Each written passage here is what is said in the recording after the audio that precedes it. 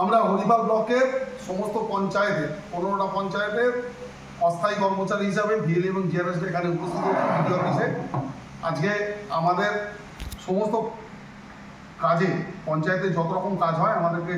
কাজ করানো হয় সরকারি কাজ, কিন্তু আমরা কন্ট্রাকচুয়াল হিসাবে দীর্ঘদিন প্রায় 15-16 বছর কাজ করা সত্ত্বেও এবছর